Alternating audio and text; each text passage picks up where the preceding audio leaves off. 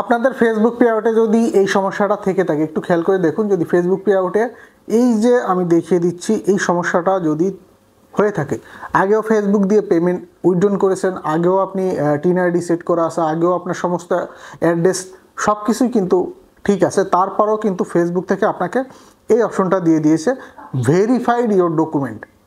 হয়তো কোনো কিছু মিসম্যাচের কারণে আপনার এই সমস্যাটা চলে আসতে পারে। এর আগেও কিন্তু আপনি অনেকবারই পেমেন্ট উইথড্রন করেছেন, তারপরেও কিন্তু এই সমস্যাটা দেখা দিচ্ছে। তো এই সমস্যাটার অবশ্যই আপনার সমাধান না করলে আপনি কিন্তু আপনার এই পে আউট অ্যাকাউন্ট দিয়ে কিন্তু আপনার ইনকামকৃত অর্থ উইথড্রন করতে পারবেন না ফেসবুক থেকে। সো আপনাকে অবশ্যই এই অপশনটাকে ভেরিফাই করে নিতে হবে, এবং কিভাবে ভেরিফাই করবেন সেই বিষয়টা আমি স্টেপ বাই স্টেপ দেখিয়ে দিচ্ছি। খুব ইম্পর্ট্যান্ট ভিডিও তাদের জন্য যারা পে আউটের এই সমস্যা নিয়ে ভুগছেন। যদি আপনি একটু খেয়াল করে দেখেন তাহলে আপনি এটাকে ভেরিফাই করে আপনার পে আউটটাকে আগের ন্যায় ফিরিয়ে আনতে পারবেন। একটু খেয়াল করে দেখুন, আমি দেখিয়ে দিচ্ছি। আপনার এই পে আউট অ্যাকাউন্টটাকে পুনরায় ভেরিফাইড করতে গেলে অবশ্যই আপনাকে ভেরিফাইড ডকুমেন্ট এই অপশনে টাচ করে দিতে হবে। আমি ভেরিফাইড ডকুমেন্ট এই অপশনে টাচ করে দেওয়ার পরে আমার সামনে কিন্তু অপশন চলে এসেছে।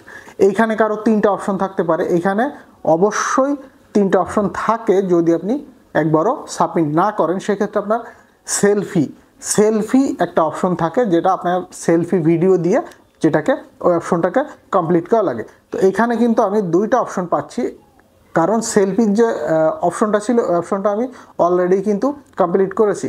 এখন এইখানে চাচ্ছে ব্যাঙ্ক স্টেটমেন্ট, মানে যে ব্যাঙ্ক স্টেটমেন্টে আমার এতদিন টাকা ঢুকেছে ওই ব্যাংকের একটা স্টেটমেন্ট এইখানে সাবমিট করতে হবে। অবশ্যই আপনার এই ডকুমেন্টগুলো আগে স্ক্যান করে বা ছবি তুলে মোবাইল ফোন হোক, কম্পিউটার হোক বা আপনার ল্যাপটপের ভিতরে আপনি আগে থেকেই রাখবেন। তারপরে এখানে চাচ্ছে যে আপলোড ইওর ডকুমেন্ট।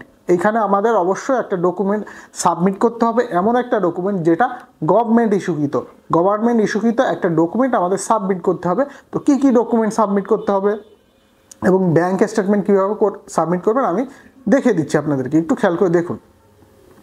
তো শুরুতে আমি যদি এইখানে ব্যাঙ্ক স্টেটমেন্টের এই অপশনে টাচ করি, আপলোড ইওর ব্যাঙ্ক স্টেটমেন্ট, তো আমি ব্যাঙ্ক স্টেটমেন্টটা রেডি করে রেখেছি আমার ফোনের ভিতরে, সেটাকে আমি এখন আপলোড করে আপনাদের সামনে দেখিয়ে দেব। একটু খেয়াল করে দেখুন। তো আপলোড করার জন্য এই যে এইখানে যে প্লাস যে আইকনটা আছে, এই প্লাস আইকনের উপরে টাচ করে দিব। প্লাস আইকনের উপরে টাচ করে দিলে ব্যাংকের পেজ কিন্তু 2টা পেজ হয়, আমরা ব্যাংকের 2টা পেজ এখানে কিন্তু অ্যাড করে দিব। তো এখানে আমি আমার ব্যাঙ্ক স্টেটমেন্টটা কিন্তু আমি রেডি করে রেখেছিলাম, যে ব্যাঙ্ক স্টেটমেন্টটা, সেই ব্যাঙ্ক স্টেটমেন্টটা আমি এখানে সিলেক্ট করে দেবো। এখানে কিন্তু আমার ব্যাঙ্ক স্টেটমেন্টটা আপলোড অপশনে সিলেক্ট করে দিলাম, সিলেক্ট হয়ে গেছে। এবং আমার ব্যাঙ্ক স্টেটমেন্টের যেহেতু 2 পার্ট হয়েছে, আমার সেকেন্ড যে পার্টটা আছে সেই পার্টটাও আমি এখান থেকে আপলোড করে দেবো, সিলেক্ট করে দিব। সেকেন্ড যে পার্টটা আছে সেই পার্টটাও আপনারা এইখান থেকে সিলেক্ট করে দেবেন।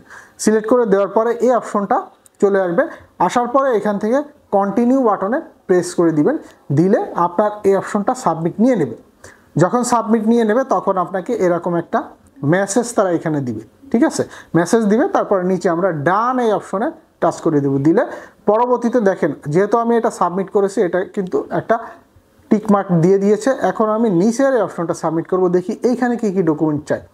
দেখেন এইখানে কিন্তু তারা অনেকগুলো অপশন দিয়ে রেখেছে। ডকুমেন্টে যে ডকুমেন্ট আমাদের কাছে অ্যাভেলেবেল আছে বা আমার ফেসবুক আইডিতে যে ধরনের ইনফরমেশন আছে ওই ধরনের ডকুমেন্ট আমরা এখানে সাবমিট করব। তো সি অলে যদি টাচ করি, এইখানে এই অপশনগুলো দিয়ে রেখেছে। এই অপশনের ভিতরে যে কোনো একটা ডকুমেন্ট আমাদেরকে এখানে সাবমিট করতে হবে। তো আমরা যদি মনে করি যে এই ডকুমেন্টগুলোর ভিতরে কোন কোন জিনিসগুলো অ্যাভেলেবেল আছে, আমাদের কাছে ট্যাক্স সার্টিফিকেট, হ্যাঁ, ট্যাক্স ডকুমেন্টটা অবশ্যই আছে। যে টিন নাম্বার দিয়ে আমাদের ফেসবুকটা ভেরিফাইড করা, ওই টিন আইডিটা বা ওই টিন সার্টিফিকেটটা আমরা এখানে সাবমিট করলে হয়ে যাবে। তাছাড়া বিজনেস লাইসেন্স, এটা আমাদের অনেকের নাই, ঠিক আছে? আর্টিকেল মানে এইগুলো নাই, থাকার ভিতরে বার্থ সার্টিফিকেট আছে আর হলো ট্যাক্স ডকুমেন্ট। আমরা কি করব, আমার কাছে যেহেতু ট্যাক্স ডকুমেন্ট আছে, আমি ট্যাক্স ডকুমেন্টটাই সাবমিট করে দিব। আপনার কাছে যেটা অ্যাভেলেবেল থাকবে সেটাকে আপনি এখানে সাবমিট করে দিবেন। অবশ্যই সেটাকে আগে থেকে স্ক্যান করে রেডি করে আপনার ফোন বা কম্পিউটার বা যেখান থেকে আপনি সাবমিট করবেন সেখানে ঢুকিয়ে রাখবেন। তো এইখানে সাবমিট করতে গেলে এই কর্নারের যে বৃত্ত চিহ্ন আছে এইখানে টাচ করে দিতে হবে। হ্যাঁ, এইখানে টাচ করে দেওয়ার পরে আপনার এখানে নেক্সট অপশন আসবে, যে নেক্সট অপশন এসেছে, নেক্সট অপশনে টাচ করে দিব। দেওয়ার পরে এইখানেও 2টা অপশন তারা রাখবে, একটা অপশন দিলেই হবে। তো তো এইখানে আবারও পূর্বের না আমরা প্লাস আইকনে ক্লিক করব, করে আমরা ট্যাক্সের যে ডকুমেন্টটা আছে সেই ট্যাক্সের ডকুমেন্ট আমি স্ক্যান করে রেখেছি, আমি এখানে ট্যাক্সের যে ডকুমেন্টটা এই ডকুমেন্টটা আমি এখানে সাবমিট করে দিব। দেখেন সাবমিট করে দেওয়ার পরে কন্টিনিউ বাটনটা কিন্তু পুনরায় চলে এসেছে, আমি এখান থেকে কন্টিনিউ করে দিব। দেওয়ার পরে আপনার এই জিনিসটা তারা সাবমিট নিয়ে নেবে। দেখেন এখানে কিন্তু আমার সাবমিট অপশন চলে এসেছে। হ্যাঁ, এখানে সাবমিট অপশন চলে এসেছে, তারা রিভিউর জন্য আমার এই ডকুমেন্টটা নিয়ে নিয়েছে। তো এইভাবেই করে আমরা যদি আমাদের এই ভেরিফাইডটা করে নিই তাহলে এই ভেরিফাইড কমপ্লিট হয়ে যাবে, আমরা পুনরায় আবারও আমাদের ব্যাংকে পে আউট থেকে টাকা উইথড্র করে নিতে পারবো। তো যাদের এই সমস্যা আছে তারা খুব সহজেই এইভাবে ভেরিফাই করে নেবেন। তো এই ছিল আজকের মতো টপিক। সবাই ভালো থাকবেন, আল্লাহ হাফেজ।